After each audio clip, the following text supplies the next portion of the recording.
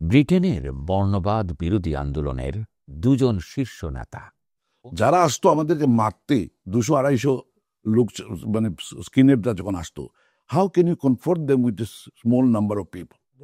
এই হত্যার পরে আমরা সংঘবদ্ধ হয়ে আমাদের সমাজকে মোবিলাইজ করতে শুরু করি।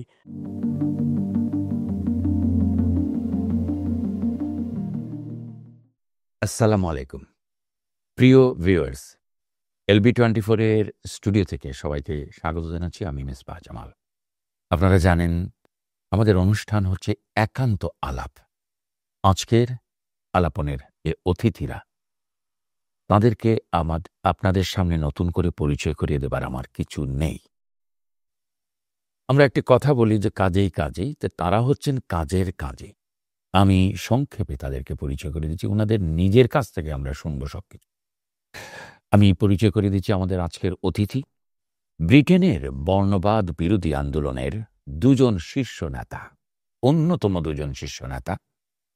প্রথমে হচ্ছেন আমার ডান দিকে জনাব রাজন জালালউদ্দিন। রাজন জালালউদ্দিন ছিলেন London borough of town Hamlet কাউন্সিলের ডেপুটি লিডার, ছিলেন অনেকবার কাউন্সিলর। জনাব রাজন জালালউদ্দিন, আসসালামু আলাইকুম। ওয়ালাইকুম আসসালাম। আজকে আপনার অনুষ্ঠানে আমাদেরকে দাওয়াত করেছেন, এর জন্য ধন্যবাদ জানাচ্ছি। Thank you very much. আজকের গরমের দিনে আপনি কেমন আছেন? ভালো ভালো। সন্ধ্যাবেলায় গরমটা কমে আসছে, এখন মোটামুটি সহ্য করা সম্ভব হচ্ছে আর কি। আসলে এই যে ব্যাংক হলিডে উইকেন্ড, লম্বা ছুটি, এবং আজকের যে দিনটা এবং কয়েকটি দিন, দু তিন দিন ছিল রৌদ্রোজ্জ্বল, সত্যিকার আনন্দিত। প্রিয় দর্শক, কথা না বাড়িয়ে চলে যাচ্ছে আমাদের পরবর্তী অতিথির কাছে। আগেই বলেছি, আবারও বলছি, কাজের কাজই তারা। জনাব সিরাজ হক, অনেক পরিচয় আপনার। শুধুমাত্র এটুকুই বলবো, ব্রিটেনের বর্ণবাদ বিরোধী আন্দোলনের অন্যতম একজন নেতা সিরাজ হক। আসসালামু আলাইকুম। ওয়ালাইকুম সালাম। আমি কিন্তু এই পরিচয়টা থেকে আমি লালন করি। এটা আমার ব্যক্তিগত আনন্দের একটা অংশ, যে যখন আসলাম এদেশে জীবিকার সন্ধানে মনে করেন, বা ক্যারিয়ার ডেভেলপমেন্টে, ওই জায়গাতে এসে যে কি আশা নিয়ে আসছিলাম, how we have to end, কি করে, এটা তো আমাদের হিসাবে ছিল না। তো এই হিসাবে ছিল না, তাকে আমরা হিসাবে নিয়েছি। এটা ভালো মনে করি, পরিচয়টা ভালো। Thank you. প্রিয় দর্শক, শুনলেন তো যে এই যে বর্ণবাদ বিরোধী আন্দোলন 1978 অনুষ্ঠানের কথাটাই হচ্ছে ব্রিটেনে 1978। এই ব্রিটেনে 1978-এর কথা আমরা বাংলাদেশ থেকে অনেক কিছু শুনেছি, গা শিউরে উঠত, সেরকম দিনও ছিল। আজকে সরাসরি এমন দুজন অতিথির কাছ থেকে শুনব, জনাব রাজন জালালউদ্দিন এবং সিরাজ হকের কাছে। প্রথমে যাচ্ছি জালাল ভাইয়ের কাছে। জালাল ভাই, একদম একান্ত আলাপ, একদম খোলামেলা কথাবার্তা। আমরা ঘরোয়া পরিবেশে যদি আলোচনা করি, তাহলে আমাদের প্রিয় দর্শকরা আজকের এই স্টুডিও থেকে, LB24 এর স্টুডিও থেকে, তারা অনেক আনন্দ পাবে। তাই একদম পিছনে যাচ্ছি। আপনি যে এদেশে এসেছেন, এই যুক্তরাজ্যে, স্বপ্নের শহর লন্ডনে, কবে এসেছিলেন? আমি এদেশে এসেছিলাম 1972 ইংরেজি মে মাসে, আমার মা বাবার সাথে। কারণ বাংলাদেশের স্বাধীনতা আন্দোলনের পরে পরবর্তী সময়ে আপনার ঢাকা থেকে ভিসা ইস্যু করা হতো। এর আগে আমাদের করাচি থেকে ভিসা নিতে হতো। এবং সেই সময় আমি এসেছি আমার পরিবারের সাথে। আসার পরে প্রথমে আমি বার্মিংহাম শহরে ছিলাম প্রায় 8-9 মাস। তারপরে আমার মা বাবা দেশে চলে যান এবং আমি লন্ডনে চলে আসি। সেটা সেই 72-তে, 1972। শুনলেন, 1972, আজকে থেকে প্রায় 53 বছর আগে, প্রায় অর্ধ শতাব্দীর ইতিহাস। সেই ইতিহাসের আরও গভীরে যাব। জালাল ভাই, আপনি যখন এসেছিলেন, নিশ্চয়ই আপনি স্কুল বয় ছিলেন। আমি স্কুল বয় ছিলাম, তবে ওই ইংরেজি ভাষা জানতাম না, এর জন্য স্কুলে যাওয়ার পরে লেখাপড়া পুরোপুরি করতে পারি নাই, কারণ ভাষাগত অসুবিধা ছিল। তারপরে ছিল হ্যারাসমেন্ট। আপনি স্কুলে গেলে সাদা গুন্ডারা, বর্ণবাদী গুন্ডারা আমাদেরকে হ্যারাস করতো, আক্রমণ করতো। আমরা সেফ ছিলাম না, রাস্তাঘাটেও আমরা সেফ ছিলাম না, কারণ আপনি ঘরের থেকে বাইরে গেলেই মনে হতো যে কেউ কেউ না কেউ আপনাকে আক্রমণ করবে। এই ভয়েই আমরা সব সময় চলাফেরা করতাম, এই বই নিয়েই চলাফেরা করতাম। জাহেল ভাই, ব্রিটেনে 1978, এটা হচ্ছে আমাদের ট্রপিক্স। তাই আমি আসছি এই কথায়। এবার যাব সিরাজ হক সাহেবের সাথে, যে সিরাজ ভাই আপনার আশা কবে এবং বেড়ে ওঠাটা কোথায়? আমার 76, 1976। সেই কারণে যেমন আমার স্কুল যে এটা দেশের এটা কম্পালসারি স্কুলে এই যেটা আছে আপ টু 16, এই এজটা আমি পার করে আসছি। যার কারণে আমার উদ্দেশ্য ছিল আমি কলেজে আমাকে অ্যাডমিশন নিতে হলো, যে ইনিশিয়াল এখন বলে বোধহয় তখন বলতো অ্যাক্সেস কোর্স। আচ্ছা আচ্ছা। যে ইউনিভার্সিটি মানে কলেজে পড়তে হলে ওই অ্যাক্সেস কোর্সটা নিতে হয় আর কি। I was admitted to access course for a year. আচ্ছা, দেন আমি হয়তো কলেজে সাবজেক্ট দিতে পারতাম ওই এইজ গ্যাপে। এখন ওই ওয়েন আন্ডারটেক করলাম এই রেসপন্সিবিলিটিটা, মনে করেন ডিউটি গোয়িং টু বলে গেছি। হ্যাঁ, এখানে ছিল ইজলিংটন, স্টকলিংটনে আমাদের কলেজের ক্যাম্পাস ছিল।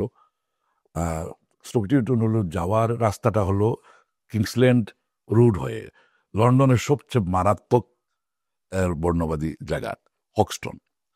সো আমাকে উইলার হাউস থেকে ক্রস করতে হতো এই জায়গাটা, ভেরি ডেঞ্জারাস টেরিটরি। মানে এটা হইল মানে ন্যাশনাল ফ্রন্টের হার্টল্যান্ড। তো হক্সটন এই তো হক্সটনই তো তাদের হার্টল্যান্ড, এবং ওখানেই তারা তাদের হেডকোয়ার্টার করেছিল আর কি, যেটা আমরা বাধাগ্রস্ত করলাম, আমরা করতে দিলাম না। লোকাল অথরিটিকে বাধ্য করলাম এটা বন্ধ করে দিতে। আচ্ছা।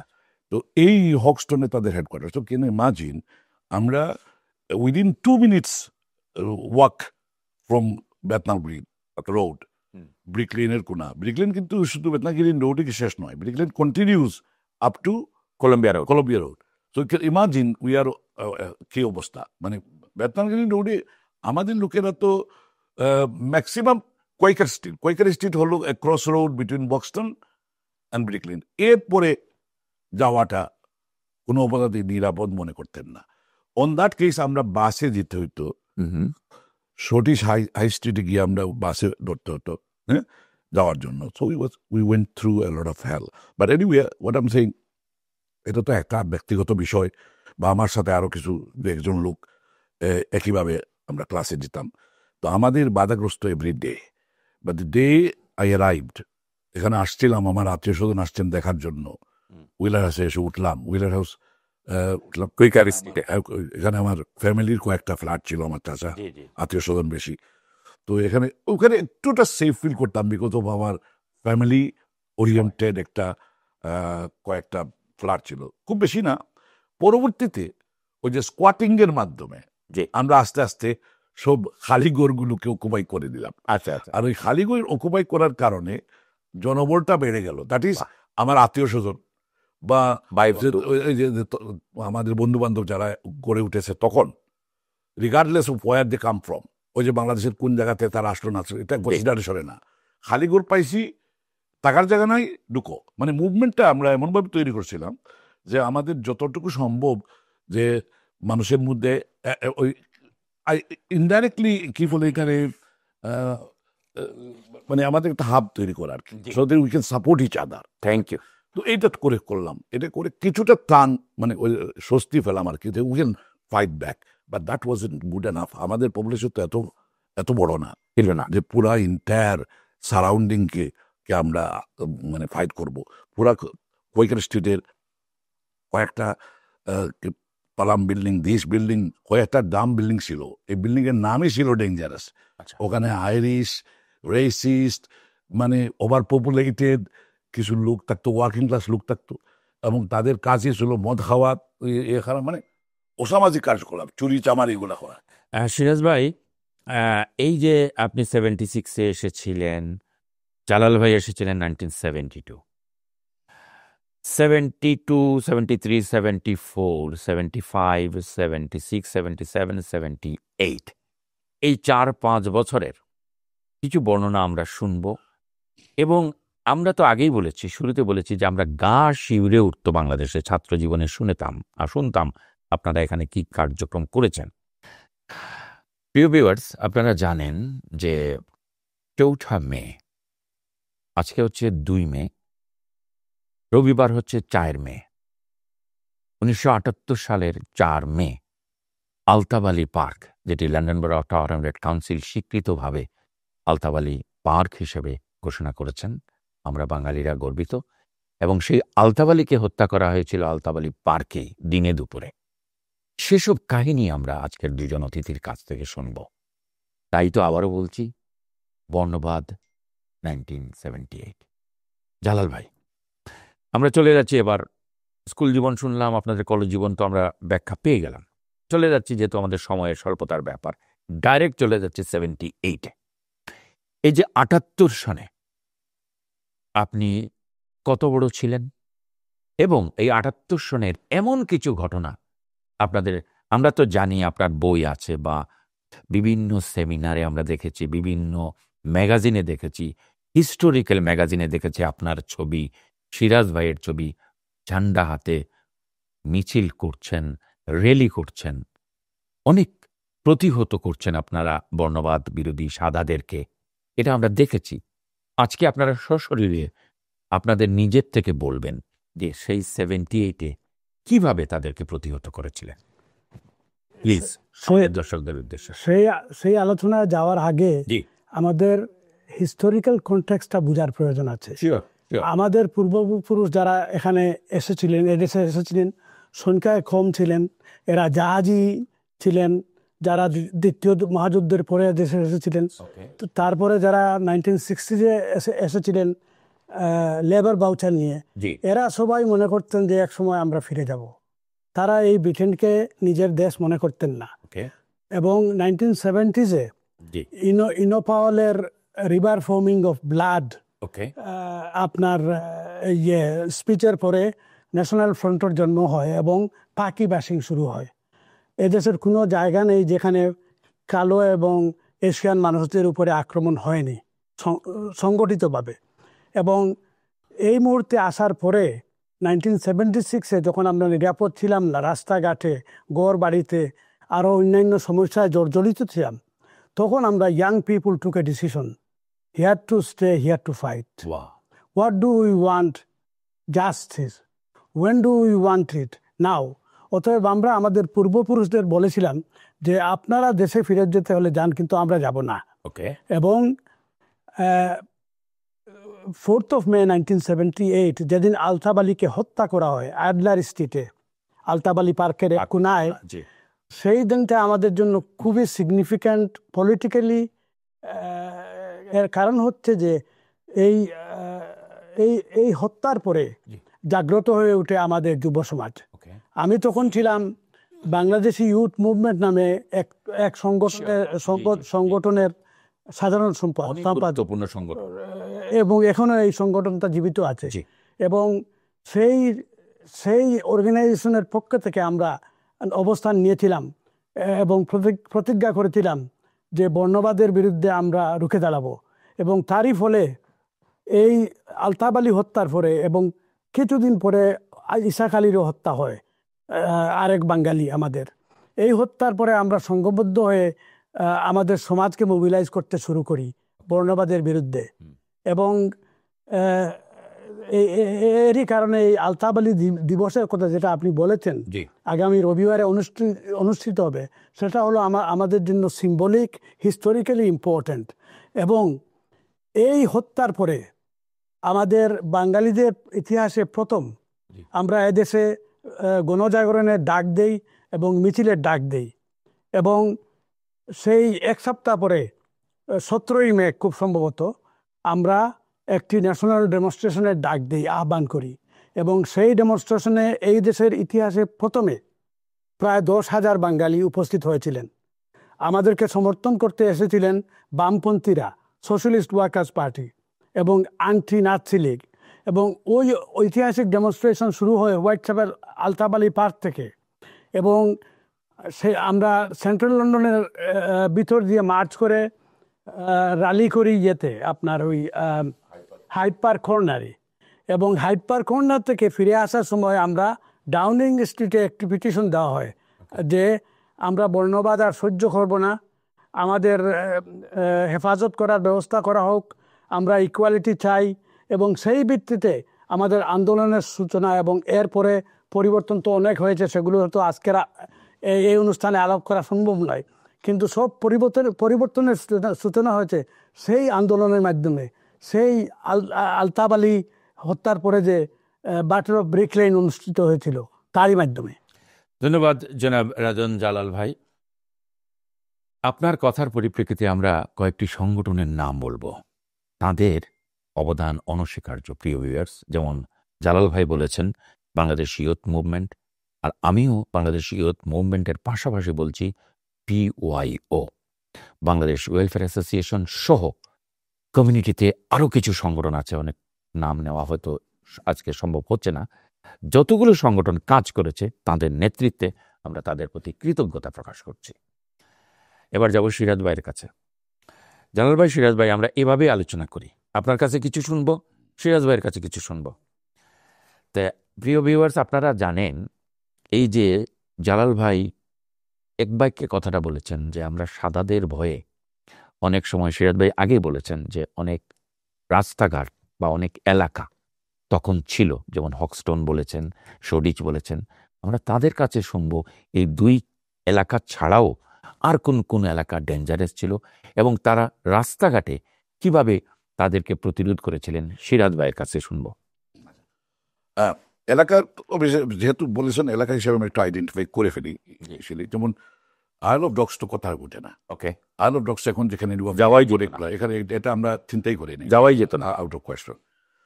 ওখানে মানে সাদারা অনেক সাদারাই বয় করতে যায় দেওয়ার জন্য, ও একবারও সাদারাই বয় করতো, কারণ আইল অফ ডগসের লোকরা মনে করতো না তারা টাওয়ার অংশ। They had their own kind of territory and so on. এখানে তো ডগস উঠানামা করতো। আচ্ছা, ওখানে যারা আইল অফ ডগস এবং সারাউন্ডিং এরিয়া, সিলভার টাউন, এই সমস্ত এলাকার যে লোক বসবাস করতো এরা হইলো মাফিয়া, এরা হইলো ইতালিয়ান মাফিয়ার যথেষ্ট সংযুক্ত, মানে যত ইলিগেল অ্যাক্টিভিটি যেখানে ছিল।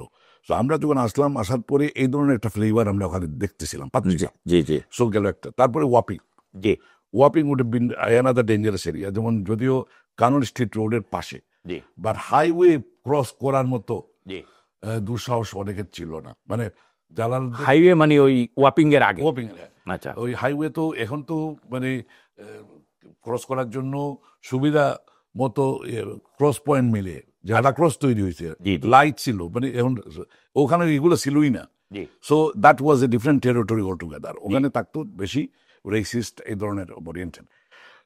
যেমন আমাদের এই পারে যে কমার্শিয়াল রোডের সংলগ্ন কানন স্ট্রিট এবং হেসেল স্ট্রিট, কানন স্ট্রিট হেসেল স্ট্রিটটা হলো, হেসেল স্ট্রিটের মধ্যে কিছু আমাদের মুসলিম হালাল দোকানের গ্রোসারি দোকান ছিল।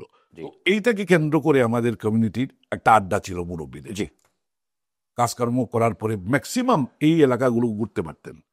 তাও কানন স্ট্রিট পুরাটা না, আমি বললাম তো কানন স্ট্রিটের জাস্ট ওই কমার্শিয়াল রোডের সংলগ্ন। এখন আবার মাঝখানের যে অংশটা, এই অংশটাও যে খুব একটা ভালো ছিল তাও নয়। এখন আসলেন, ক্রস করে আসলাম আমরা ইয়েতে হোয়াটসঅ্যাপেল ক্রস করার পরে ব্রিকলেনটা একটু গণবসতি হয়ে গেছিল আমাদের, হয়ে গেছিল কম্পারেটিভলি আমাদের এলাকায় ওটা গণবসতি হয়ে গেছে। আচ্ছা আচ্ছা। আরেকটা হলো যে এই ব্রিকলেনের সারাউন্ডিং এ যে আমাদের এলাকার, বিশেষ করে ওই যে এলাকার ইস্যুটা আসে, যে আমাদের এলাকার লোক, বিশেষ জগন্নাথপুর, বিশ্বনাথ, পালাগঞ্জের লোকের গণবসতি এখানে সামহাও, এটাগুলো বলেন না ওই যে আমাদের শিপ থেকে, জাহাজ থেকে চলে আসা যে ব্যাপার, এবং লিঙ্ক, তুমি কোথায় আছো ভাই, বিয়ানীবাজারে কোথায় বলছো, যারা যত কাছাকাছি ছিল এরাই তো ব্রিটিশ মার্চেন্ট নেভিতে কাজ করার জন্য ক্যালকাটা থেকে শিপ উঠা, কক্সবাজার, সরি আমাদের কি নাম, কক্সবাজার, চিটাগাং থেকে শিপে যারা উঠছেন এরা ম্যাক্সিমাম চিটাগাঙ্গের অধিবাসী। সিলেটের অধিবাসীরা বেশি ক্যালকাটা থেকে আসছেন। আর ক্যালকাটা থেকে যারা উঠছেন এদের আরেকটা সুবিধা ছিল, আমাদের সিলেটের আমাদের একজন খুবই তকুর নেতা ছিলেন শিপ অ্যাসোসিয়েশনের, সিমেন্ট ইউনিয়ন, আচ্ছা, অল ইন্ডিয়া সিমেন্ট ইউনিয়ন, কত লাখ লাখ লোকের সংগঠন, ওইটার নেতা ছিলেন আমাদের আফতাব আলী নামে, আমাদের জগন্নাথপুরে হাজি আফতাব আলী সাহেব। না না, আচ্ছা আচ্ছা, can you imagine all India মানে পুরা ইন্ডিয়ার হিন্দু বসতি সব মিলায় যে অ্যাসোসিয়েশন ছিল, একটা লিডার ছিল। আচ্ছা আচ্ছা, যার কারণে ওনাকে কেন্দ্র করে জি। আমাদের এলাকার মানুষ চলে গেছে ক্যালকাটাতে তাদের ছিল হাব ছিল বা ইউনিয়নের হেডকোয়ার্টার ছিল। আচ্ছা সো এই কারণে আমাদের এলাকার মানুষগুলো একটু বেশি আসতে পারে, ওটা হিস্ট্রিক্যাল লেভেলে বলতেছিলাম আর কি। এবং তারপরে আমার আত্মীয় এরপর আস্তে আস্তে সব জায়গার মানুষ আর কিছু আসলো। তো আমার কথাটা হলো, এই আমাদের এলাকায় ব্রিকলিন কেন্দ্রিক লোক থাকার কারণে আমাদের সুবিধাটা বাড়তি ছিল। বাড়তি সুবিধাটা ছিল ইনস্ট্যান্টলি আমার এখানে আসার সাথে সাথে আমি কিছু লোক পেয়ে গেলাম যারা আমার সাথে ক্লাসমেট ছিলেন হাই স্কুলে, অথবা আমার কিছু আত্মীয় স্বজন আমার বয়সে, এই ধরনের কিছু লোক পেয়ে গেলাম। এতে আমাদেরকে দুইটা ভাগে সংগঠিত করা সম্ভব হয়েছে। এক হল বাবাদের, আমাদের চাচাদের মানে পেশার ছিল কাজ করো, জালাল এই পেশা থেকে কিছু বেশি গেছিল তারা দেশে যাওয়াতে, তো তারা ওই ছোটবেলা থেকে একটা পেশার কাজ করতে হইব, এই পেশাটা আমাদের বুঝছিল। সাথে সাথে আমরা আবার মনে করতাম রাত দিন কাজ করে মেশিনের মধ্যে কাজ করে যে পরিবেশ, যে অবস্থায় কাজ করা, টাকার অবস্থা ভালো না ইত্যাদি, এই নোংরা এই সমস্ত, এটা আশা তো ছিল আরো ভালো, স্বপ্ন তো ছিল অনেক বড়, এমন কি করি, এটা কি করি, এইখান থেকে উত্তরণ কিভাবে পাই? তখন তৈরি হলো যে we need to learn how to speak, how to confront our counterpart, মনে করেন আমাদের নেইবার্স সাদা, তাদের সাথে কথা বলা ইত্যাদি, ওই ইংরেজি শেখার তাগিদ তখন কানর স্ট্রিট এখানে অ্যাডাল্ট এডুকেশন, আর ওই অ্যাডাল্ট এডুকেশন আরেকটা সেন্টার ছিল ইনার লন্ডন এডুকেশন অথরিটি, যেখানে মার্ডেল স্ট্রিটে, আর মার্ডেল স্ট্রিট কেন্দ্রিক জালাল তারা তাদের একটা কালচারাল অ্যাক্টিভিটিস, কারণ ইউথ মুভমেন্টটা একটা ইউথদের একটা অর্গানাইজেশন, আমরা তখন করলাম ইউথ ফ্রন্টটা করলাম ওই ন্যাশনাল ফ্রন্টকে ডাইরেক্ট কনফ্রন্ট করার জন্য। যদিও আমাদের ড্রামা করতাম, আমরা প্লে করতাম, মিউজিক করতাম, বিভিন্ন ধরনের অর্গানাইজেশন ছিল, only to engage hour young generation. যার যা ইন্টারেস্ট আছে, কেউ ফুটবল ইন্টারেস্ট, আমাদের নাম্বার মানে মোট কথা সংগঠিত করার জন্য ইউনিটি ওই জিনিসটা কিছু কাজ করেছে। এবং আমি তো মনে হয় যে বাইরে থাকতে একটা প্রশ্ন করেছিলাম, how did you do it? আমাদের নাম্বার খুব কম ছিল। এখানে আসছি আমি, জালাল ভাই, এই যে সিরাজ ভাই, আমি এই পয়েন্টে আসছি। এই পয়েন্টে আসার আগে প্রিয় ভিউয়ার্স, আমাদের আজকের অনুষ্ঠান একটি ডকুমেন্টারি ভিত্তিক অনুষ্ঠান। আমাদের কাছে কিছু ছবি রয়েছে, আমাদের প্রিয় রাজন জালাল ভাই আমাকে দিয়েছেন, সিরাজ ভাইয়েরও কিছু ছবি আছে। প্রিয় ভিউয়ার্স, আসুন আমরা ব্যাকগ্রাউন্ডে সেই ছবিগুলো দেখে আসি। সেই ছবিগুলো আমরা যে ব্যাকগ্রাউন্ডে এখন দেখাচ্ছি, সেগুলোই কিন্তু ইতিহাস। আপনারা দেখেছেন, নিশ্চয়ই দেখছেন, যে এই ছবির মধ্যে রাজন জালাল সাহেব একজন নায়কের মতো লম্বা চুলালা রাজন জালাল উদ্দিন এবং সিরাজ হক মশালের মতো লাঠি নিয়ে প্রতিরুদ্ধভাবে যেভাবে করা যায় সেরকম নিয়ে দাঁড়িয়ে আছেন কিংবা র্যালি করছেন। সেটা হচ্ছে সাহসিকতার পরিচয়। আমরা তাদেরকে স্যালুট জানাই। ব্রিটেনে বাংলায় যে কথা বলছি, যে আন্দোলন তারা 78-এ করেছিলেন, আজকের দুজন অতিথি সহ আজকের অন্যতম দুজন অতিথি সিরাজ হক এবং রাজন জালাল উদ্দিন, তাদের সাথে অনেকে ছিলেন, তাদেরকেও আমরা স্মরণ করছি, শ্রদ্ধার সাথে স্মরণ করছি। কয়েকজনের নাম হয়তো উল্লেখ নেওয়া যেতে পারে, সবার নাম হয়তো আমাদের এই সংক্ষেপ অনুষ্ঠানে না নেওয়া যেতে পারে, তাই আমরা ক্ষমা চেয়ে নিচ্ছি। সিরাজ ভাই এবং রাজন জালাল ভাইয়ের কাছে আমি জানতে চাচ্ছি, কয়েকজনের উল্লেখিত নাম বলুন প্লিজ। আমাদের মুরব্বী ছিলেন যারা আমাদেরকে সাহস যোগাতেন, জি, তারা হলেন প্রয়াত ফখরুদ্দিন আহমেদ সাহেব, প্রয়াত নামে ফখরুদ্দিন স্ট্রিট এবং এস্টেটও আছে, আচ্ছা, প্রয়াত তাসাদ্দুক আহমেদ সাহেব, প্রয়াত শাহ লুৎফুর রহমান সাহেব ব্যারিস্টার, জি, তারপরে তৈয়বুর রহমান সাহেব উনাদের এলাকার মানুষ, এবং হাসান ফাতেমা কুরের, হ্যাঁ, এবং আমাদের ইউথ মুভমেন্টের কিছু মানুষ, যুবকর্মী যারা ছিলেন, তুক্কুর যুবকর্মী, এদের মধ্যে হচ্ছেন আমার কলিগ ছুনু মিয়া, ফখরুদ্দিন বেলি, যাকে আপনারা ডিফেন্স চ্যানেল ফর ডকুমেন্টারিতে দেখেছেন আমার সাথে, আমাদের বন্ধু তারেক মারা গেছেন, আরো অনেকের নাম, সকলের নাম তো নেওয়া যাবে না। এরা সবাই কিন্তু গুরুত্বপূর্ণ ভূমিকা রেখেছিলেন এই বর্ণবাদ বিরোধী আন্দোলনে, এবং আমরা যখনই সুযোগ পাবো তাদেরকে স্মরণ করা উচিত, তাদেরকে সম্মান দেখানো উচিত। জালাল ভাই, এটা আপনি তো বলেছেন, কিন্তু আমার দৃষ্টিতে আমি দেখেছি আমার কাছে কিছু ছবিও আছে এবং আমার রেডিওর অনুষ্ঠানে, সানরাইজ স্পেকট্রাম বাংলা রেডিওর অনুষ্ঠানে আমি রেডিওর অনুষ্ঠান করতাম, তখন তো আর ছবি দেখানো সম্ভব ছিল না, এখনও আমার সংগ্রহে আছে। যেমন রফিকুল্লাহ ভাই, সৈয়দ সাবেক কাউন্সিলর সৈয়দ মিজান ভাই এবং সোনাওয়ালারে বালি ভাই সহ আরও কয়েকজনের ছবি বা আমরা দেখেছি। আমরা শুধুমাত্র এটুকুই বলবো, সবার নাম প্লিজ আপনারা ক্ষমা করবেন, সবার নাম এই মুহূর্তে নেওয়া হয়তো সম্ভব হচ্ছে না। যারাই 1978 সনে বর্ণবাদ বিরোধী আন্দোলনে রাস্তায় নেমে বর্ণবাদ বিরোধ করেছেন, আন্দোলন করেছেন এবং মুক্ত করেছেন বাঙালিকে বলা যায়, তাদেরকে আমরা LB24 এর আজকের অনুষ্ঠান থেকে শ্রদ্ধা জানাচ্ছি, স্যালুট জানাচ্ছি। সিরাজ ভাই, এবার আপনার প্লিজ। আমি বলল কিছু নাম, মানে আন্ডারগ্রাউন্ডে যাদেরকে আমরা কাজে লাগিয়েছি এবং যাদের খুব জরুরি দরকার ছিল, কারণ তখন তো আমরা ভিজিবলি অনেক সময় কাজ করতে পারতাম না, কারণ আমাদের সংখ্যা খুব কম ছিল। গুরুত্বপূর্ণ হলো এই কারণে যে আমাদের যারাই আমরা ছিলাম ইয়াং, এদের মধ্যে আমাদের এই মুভমেন্টটাকে আমরা একটা গালভানাইজ করতে পেরেছি এমনভাবে যে আজকে আমার উপরে আঘাত পড়লে আরেকজন প্রতিও দাঁড়া গেছে আর কি, ওইটা যে না সে তার উপরে পড়ছে আমার কি আসে দেয়, এই এই এই এই জিনিসটা ছিল না আর কি। উই ইভেন কানো স্ট্রিটের মধ্যে যদি কোনো আঘাত করতো, সঙ্গত কারণ বললাম না, ব্রিকলেনের পাশে আমি থাকার কারণে আমাদের জনসংখ্যা জনবল এবং আমাদের আন্ডারগ্রাউন্ড টিমটা খুব শক্তিশালী ছিল, যেটা যেমন নিজাম ভাই নামে একজন আমার খুবই মানে শক্ত কলিগ, লম্বা লোক ছিলেন, মানে আমাদের ওইভাবে লোক লাগে আর কি, মানে সাদাদের কনফ্রন্ট করতে হলে লোক লাগে, সাহসও লাগে।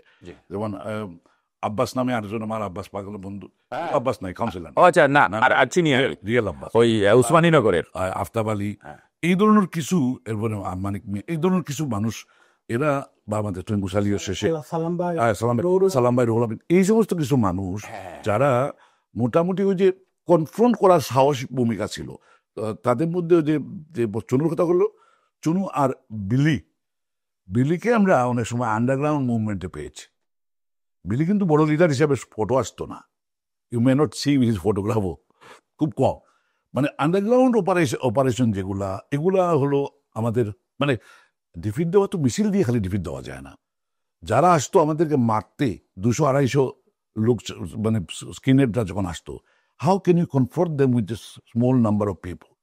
আর আমাদের তো ফাইটিং ক্যাপাসিটি, আমরা কীরকম এগুলো এখানে তো গড়ে উঠি নাই, আমরা এখানকার কালচারে গড়ে উঠি নাই, এবং আমরা লাঠি সোটা নিয়ে যেতে পারতো না, ভিজিবিলিটি সম্ভব না, রাস্তার যদিও মিছিল করছে কিন্তু লাঠি নিয়ে মিছিল করা তো যায় না, কম্পারেটিভলি বাংলাদেশের মিছিল আর এখান একই জিনিস না। ম্যাক্সিমাম তোমার একটা প্লে কার্ড নিয়ে থাকতে পারতেছো, আদারওয়াইজ তোমাকে অ্যারেস্ট করে ফেলবে। So we have to maintain a underground organisation, যারা রাতের অন্ধকারে বিভিন্ন এলাকাতে কি হচ্ছে ওখানে মানে পাহারা দেওয়া এবং মারা, দুইটা দরকার হলে আগে মারিয়ে আসো, ওরা সংগঠিত হওয়ার আগে পাবে আক্রমণ করো। যে সমস্ত পাপ থেকে তারা সংগঠিত হয়ে মদ খেয়ে এসে আমাদের এলাকায় আক্রমণ করে, এদেরকে আগে আক্রমণ করো, আচ্ছা প্রিএমটি স্ট্রাইক, এই ধরনের কিছু কাজ করার কারণে তখন সাদারা এই সমস্ত লোক বললো প্ল্যাটিক্যাল, দিস পিপল নগনে এদের কোনো কিল আসব্যাক, মানে ওই তারা সাদারা কিন্তু আরেকটা প্রবলেম ছিল তাদের, বা এটা গুণই বলা যাবে, যখন তারা মারতে পারে আমার বলা যাবে এটা তাদের গুণ আর কি, তারা খালি মারতে পারলেই তারা চ্যাম্পিয়ন, যখন প্রতিরোধ করতে দেবা তারা দে আর নট ইন্টারেস্টেড, তারা একটা মার খেয়ে গেলে বাকি পালায়ন, আর আমাদের একজনকে মানলে আমরা দুজন দাঁড়িয়ে দিই। আচ্ছা আচ্ছা, ডিফারেন্সটা অবশ্যই, ওরা তো আসছে আমাদের সাথে খেলা করতে, আর আমরা তো খেলাতে নই, আমাদের জীবন বাঁচাতে হবে, আমাদের জীবন মরণের লড়াই, আর তারা আমাদের এলাকাতে আসছে পাখিবাসী লাথি মারো, এই লোকরা তো কোনোদিন ফাইট ব্যাক করে নাই, এই ছেলেরা মারামারি করে আমাদের সাথে, আমাদের আগের জেনারেশন তো মায়ের খেয়েছে, যে ফাইট ব্যাক করে নাই, তো ওই ফাইট ব্যাকের কনসেপ্টটা যখন আমরা নিয়ে আসলাম তখন আমাদের কিছুটা সাকসেস রেটটা বাড়তে শুরু করলো, that you are here to stay and here to fight, that কনসেপ্টটা আমাদের মুরব্বীদের বুঝাতে গিয়ে আমাদের অনেক সময় লাগেছে, যে জিনিসটা যারা বললো যে আলতাবানি মারার পরে আমাদের কিছু মুরব্বীদের আমরা গালভেনাইজ করতে পেরেছি, যেটা এর আগে ছিল না। যেমন আমার বাবার কাছে আমি প্রিয় নাই, সামটাইম আমার চাচা দুই একজনের মধ্যে আমি প্রিয় ছিলাম, কারণ ওনার আবার ফাইট ব্যাকের ধারণা ছিল আর কি, হ্যাঁ, কিন্তু যারা আমাদের তার চেয়ে বেশি মুরব্বী, যেমন যারা ব্রিটিশ আমলের এখানে আসছেন, এদের তো পার্টিকুলার একটা অবজেক্টিভ নিয়ে আমাকে কাজ করে যত তাড়াতাড়ি একটা একটা পরিমাণ অর্থ উপার্জন করে চলে যাব। ছেলেকে তো আনছি আমাকে অ্যাড করবে, আমার যে ওয়াইজেস একা করলে যে ওয়াইজেসটা আরেকটা ওয়াইজেস বাড়বে, জি, তাড়াতাড়ি আমি ফিরে যাব, এই ছিল। এখন তো এই কনসেপ্টটাকে আমরা চেঞ্জ করে আজকের যে ধারাবাহিকভাবে এই যে কমিউনিটি গড়ে উঠেছে, এই কমিউনিটির সাথে আমাদের বৃহত্তর সিলেট অঞ্চলের জি, ম্যাক্সিমাম মানুষের এখানে পদচারণা বা জি, গড়ে ওঠা ব্যবসা বাণিজ্য, আজকে যে সিলেট অঞ্চলে আমরা কিনেই দান করি ইত্যাদি ইত্যাদি করে বিভিন্ন স্বেচ্ছাসেবক জি, সংগঠন তৈরি হয়েছে, জি, চ্যারিটেবল অ্যাক্টিভিটিস তৈরি হয়েছে, আমাদের দেখে দেখে বিভিন্ন বাংলাদেশের উন্নতি হচ্ছে। জি, কিন্তু সিলেটের লোকরা যদি এখানে না আসতো, তো সিলেট উডেন বিন একেবারে পোরাস্ট। যদি আমরা রিচার্জ ছিলাম, বাংলাদেশ থেকে আমরা সবচেয়ে খারাপ অবস্থা হইতো। ধন্যবাদ সিরাজ ভাই। আমি না বললেন না, বলুন বলুন। আপনি যেহেতু নাম কয়েকটা বলে দিয়েছেন, আমাদের অন্যতম ইউথ অর্গানাইজার নেতা ছিলেন, যুবনেতা, এখনো আছেন আমাদের সাথে, হলো জামাল হাসান ভাই। জামাল হাসান গুরুত্বপূর্ণ ভূমিকা রেখেছেন সেই বর্ণবাদ বিরোধী আন্দোলনে। আকিকুর রহমান ভাই ইয়েস, এবং আরো অনেকে, কিন্তু এই দুইটা নাম ইম্পর্টেন্ট কারণ তারা ফ্রন্টলাইনার, মারা গেছেন। জালাল ভাই এবং সিরাজ ভাই, আপনারা জানেন যে আমাদের LB24 এর এই যে একটা নির্ধারিত টকশোর একটা নির্দিষ্ট সময় আছে, কারণ প্রিয় ভিউয়ার্স আপনাদের এই কথাগুলো এনজয় করবে। আমি শিওর, নট এনজয় তো অন্য জিনিস, আমি মনে করি তারা জানবে এবং পেছনে ফিরে যাবে। তাই 5 মিনিট আর আমাদের হাতে আছে, আর অন্য আরেকটি অনুষ্ঠান আপনাদেরকে নিয়ে করব আমাদের LB24 এর দর্শক শ্রোতাদের জন্য। আপনারা বলেছেন, সিরাজ ভাই বলেছেন যে আব্দুস সালাম একটি নাম এসেছে। প্রিয় ভিউয়ার্স, আমি আজকে কৃতজ্ঞতা জানাচ্ছি যে আব্দুস সালাম PY এর সাবেক চেয়ারম্যান ছিলেন। সালাম দুজন ব্যক্তি ছিলেন, বড় সালাম, ছোট সালাম। আমি যতটুকু জানি 39 বছর হয়েছে আমার এই লন্ডনে আসা। এই আব্দুস সালাম আমার ছোট বোনের জামাই, করোনায় উনি মারা গেছেন 2021 সালে। আমি ওনার আত্মার মাগফিরাত কামনা করছি। এবং এই আব্দুস সালাম PY এর সাবেক চেয়ারম্যান ছিলেন। উনি আমাকে বলতেন যে আমার তো ছোট বোনের জামাই সিরাজ হক, রাজন জালাল, কিছু নাম বলতেন। এই নামগুলা এক একটি ইতিহাস। তাই উনি আজ দুনিয়াতে নেই, তাদেরকে আমার সাথে পরিচয় করিয়ে দেওয়ার জন্য বা আমাকে তাদের সাথে পরিচয় করিয়ে দেওয়ার জন্য আব্দুস সালাম সাহেবের প্রতি শ্রদ্ধা জানাচ্ছি।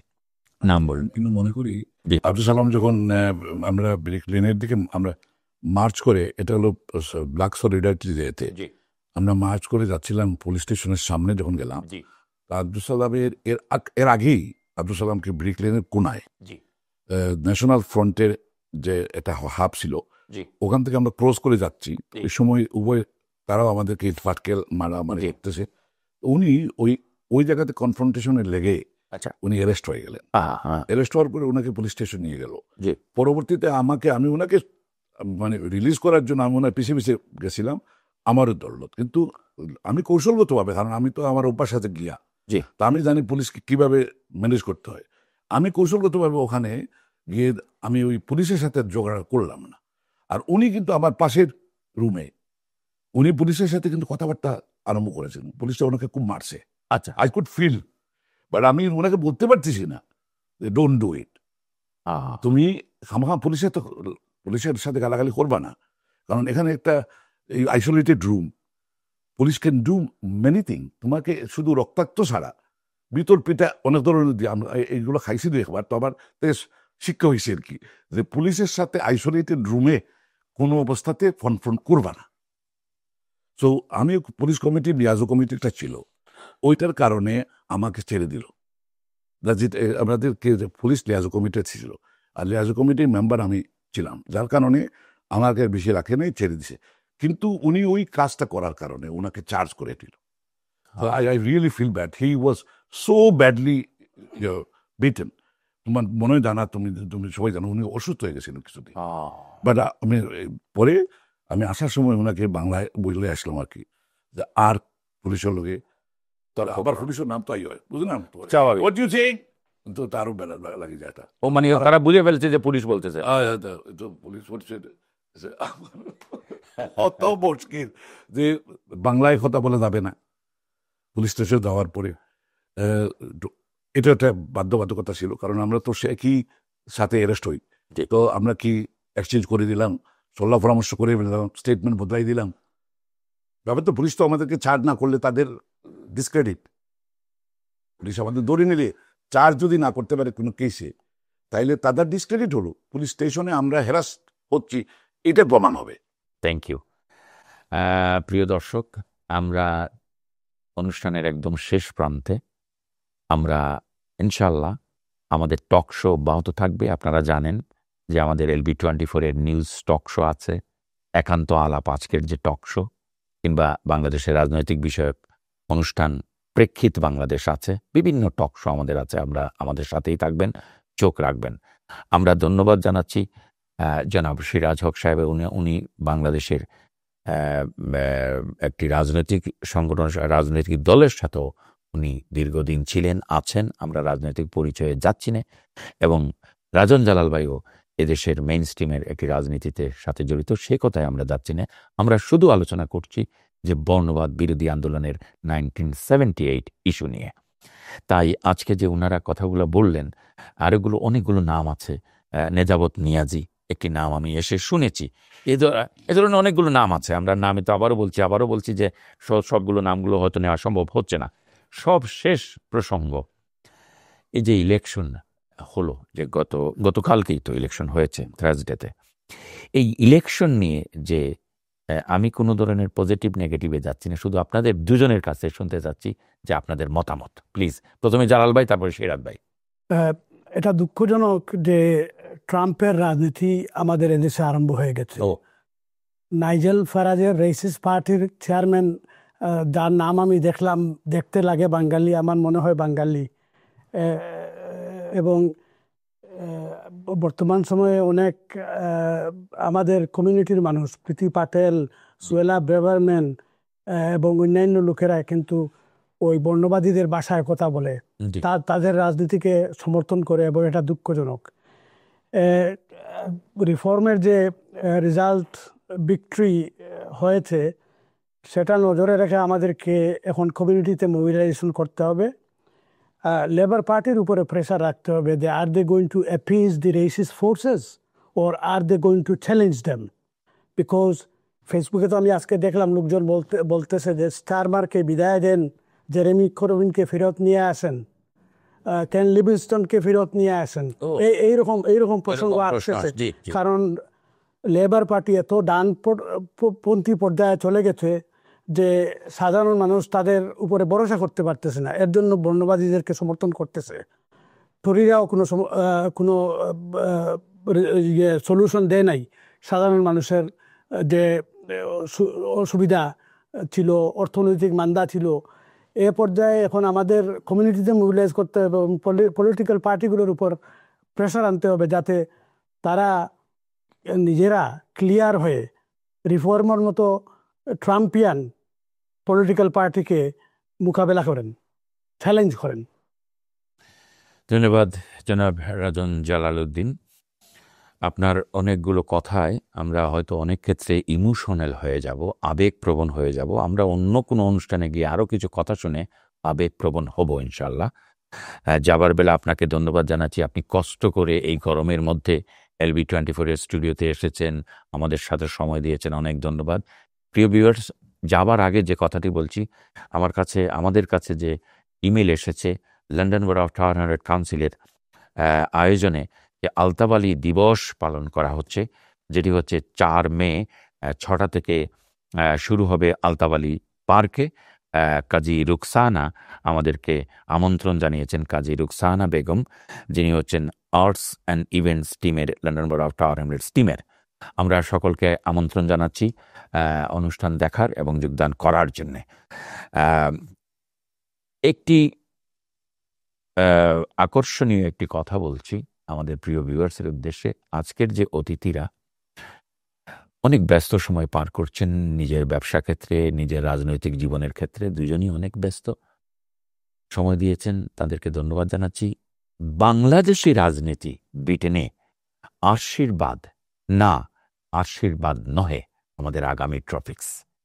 এই দুজন অতিথিকে আবারও আমাদের অনুষ্ঠানে নিয়ে আসব। সময় তারিখ আমরা অচিরেই জানাবো। আমরা আমাদের LB24 পর্দায় দেব তাদের ছবিসহ, এবং আরও দুজন অতিথি থাকবেন আমাদের সাথে। 4 জন অতিথিকে নিয়ে আমরা প্যানেল করব ইনশাল্লাহ, সে প্রত্যাশা রাখছি। শুধু এটুকুই বলবো, বাংলাদেশি রাজনীতি ব্রিটেনে আশীর্বাদ নয়। সিরাজ হক ভাই, আপনাকে পয়েন্ট ধরিয়ে দিলাম, কিন্তু আজকে আলোচনা নয়, আপনি শুধু আগামীতে বলবেন। আশীর্বাদ না অভিশাপ? না, অভিশাপ আমি বলছি না, এটা হলেও না আমি অভিশাপ বলতে যাচ্ছি না। এখন কাপ টু দি পয়েন্ট, যে ওই যে বলে না, মানে হয়তো আশীর্বাদ নয়, এটা একটা ভিজিবল আমাদের সময়ে আমরা দেখেছি। যেমন 78-এর যে আপরাইজিংটা, prior to that, even going up to getting our community engaged with local politics, এখন পর্যন্ত আমরা ক্রস পার্টি বাংলাদেশের পলিটিক্সটাকে দামাচাপা দিয়ে আমাদের কিছু ছেলেপেলেরা বাংলাদেশ থেকে সঙ্গতভাবে আমাদের বয়োজ্যেষ্ঠরা আওয়ামী লীগ করতেন, স্বাধীনতার যুদ্ধে তাদের ভূমিকা ছিল। আমার চাচা এরা মোটামুটি মানে পাকিস্তান দিয়ে পিটাপিটি থেকে শুরু করে সব জিনিসে ইনভলভ ছিলেন। তো যেহেতু এই অবস্থা ছিল আমাদের এখানে, তারপরেও একটা টার্নিং পয়েন্ট ছিল বাংলাদেশের পলিটিক্সের মধ্যে আরেকবার জিয়াউর রহমানের আগমনের মাধ্যমে। এই যে পিরিয়ডটা, এই পিরিয়ডের মধ্যে তো আমাদের একটা বিভক্তি ছিল ডেফিনেটলি। 76-এই তো যেমন এটা বিভক্তি ছিল না। জি জি। Even then within that period আমরা ইয়াংদের মধ্যে একটা, বড়দের মধ্যে বিবাদ থাকলেও পলিটিক্যাল আইডিওলজিক্যাল আইডেন্টিটি বা তারা একে অন্যকে চিনতেন, বা আমরা যেটা কাজ করতে পেরেছি আর কি, এটা হলো যে আমাদের প্রয়োজন ছিল, আমাদের মিশন ছিল লিভ অ্যালং বাংলাদেশের পলিটিক্সটাকে আমরা সামনে দিব না। রবিদের আমরা বলছি, দেখো এখন আমাদের বেছে মারার যুদ্ধ, এই যুদ্ধতে আপনাদের এলাকা ভিত্তিক পলিটিক্স আসতে দেব না। ফুবালি ফসমালি এখানে আসবে না, বাংলাদেশের কোন পার্টি আপনারা বিলং করেন। এখানে শুধু একটা বিষয়, we are here to stay and fight for safety of আমাদের যে ভবিষ্যৎ প্রজন্ম, এদেরকে কিভাবে মানুষ করা, এটাই আমাদের দেশের এই যে মিশনটা ছিল। এই মিশনটা আমাদের মধ্যে একটা সংঘবদ্ধ ছিল, ছোট কমিউনিটি ছিল, লিডারশিপের মারামারি কম ছিল। জি। এখন যে লিডারশিপ একটা সংগঠন করলে, গ্রাম ভিত্তিক সংগঠন করলে 3টা হয়ে যায়। জি। এই যে দোকানের মতো গোজাইয়া, পানের দোকানের মতো গোজাইয়া সংগঠন হচ্ছে, এতে কিন্তু ডিসিউনিটি আরো বেড়ে যাচ্ছে। Thank you. যে জিনিসটা আমরা বললাম আছে, এখন তো আমাদের ভবিষ্যৎ কিন্তু অন্ধকার। জি, এটা আগামী অনুষ্ঠানে যে ঘটনা, জি, যে বর্তমানে যে রেসিস্টদের আপরাইজিং, এক্সট্রিমিজমের আপরাইজিং, এটাকে মোকাবিলা করার মতো এদেশের মেইনস্ট্রিম লেবার পার্টি যার প্রতি আমরা ভরসা করতে পারি, সেটাও ইনফিলট্রেটেড, সেটাকেও টেকেন ওভার বাই রেসিস্ট, মানে ফান্ডামেন্টালিস্ট। Thank you. জালাল ভাইয়ের কাছে আমি অনুষ্ঠান থেকে বিদায় নেব। তার আগে প্রিয় দর্শক, একটি কথা বলিয়ে রাখছি, খুবই জরুরি। আপনারা জানেন, আমরা বিশেষ করে রেডিও উপস্থাপক, টেলিভিশনের প্রেজেন্টার বা সংবাদ পাঠক যারা, তারা আমরা কিছু শব্দগুলো থেকে আমাদের একটু খেয়াল রাখতে হয়। এমন কিছু শব্দ আছে যেমন আমরা অন এয়ারে বলতেও পারি না, আর বললেও মুখ ফসকে বললেও অত কোনো ক্ষেত্রে অসুবিধা হয়ে থাকে। আজকের আলোচনা অনুষ্ঠানে যদি আমার ক্ষেত্রে কোনো ধরনের কোনো শব্দ ব্যবহার করে থাকি, কিংবা আমার গেস্টের পক্ষ থেকে যদি কোনো শব্দ ব্যবহৃত হয়ে থাকে, আপনারা ক্ষমা সুন্দর দৃষ্টিতে দেখবেন। তবে ইনশাল্লাহ আমি মনে করি আমরা সে ধরনের কোনো শব্দ ব্যবহার করিনি। জালাল ভাই, প্লিজ সবশেষে আপনার বক্তব্য। আমার বক্তব্য হচ্ছে যে আমাদের ভবিষ্যতে দেশে বাংলাদেশের ব্যাপারে আমাদের মাথা ঘামানোর কোনো প্রয়োজন নেই। বাংলাদেশে 20 কোটি মানুষ আছেন, তাদেরকে বাংলাদেশের ভবিষ্যৎ নিয়ে চিন্তা করতে দেন, সিদ্ধান্ত নিতে দেন। আমরা এখানে ইউনাইটেড হয়ে থাকব, এখানে মেইন স্ট্রিমে আমরা ঢুকবো, এখানে আমাদের ভবিষ্যৎ সুন্দর করার চেষ্টা করব। কারণ বাংলাদেশের রাজনীতি বা গ্রামীণ রাজনীতি বা বাংলাদেশের দলীয় রাজনীতি নিয়ে এদেশে আমরা আমরা আমরা আমরা আমরা এখানে ডিভাইডেড হওয়ার কোনো অবকাশ নেই। আমরা এখানে ইউনাইটেড থাকবো for the future of British Bengalis. Thank you very much. শুনলেন তো, যেহেতু আমাদের প্রজন্মরা এদেশে বেড়ে উঠছে, আমাদের প্রজন্মরা সলিসিটার হচ্ছে, ব্যারিস্টার হচ্ছে, ইঞ্জিনিয়ার হচ্ছে, ডাক্তার হচ্ছে, মেইন স্ট্রিমে জব করছে, তাই আমাদের বাংলাদেশের রাজনীতি নিয়ে না ভেবে আসুন এদেশকে আমাদের বাঙালি সমাজকে আরও এগিয়ে নিয়ে যাই, সেই প্রত্যাশা রেখে LB24-এর স্টুডিও থেকে একান্ত আলাপ থেকে আমি মেসবাহ জামাল আজকের মতো বিদায় চাচ্ছি। ইনশাল্লাহ আগামী টক শোতে সিরাজ হক এবং রাজন জালাল সহ আরও দুজন অতিথিকে নিয়ে আপনাদের সামনে আসব। সে প্রত্যাশায় সবাই ভালো থাকুন, সুস্থ থাকুন, LB24-এর সাথেই থাকুন। আল্লাহ হাফেজ।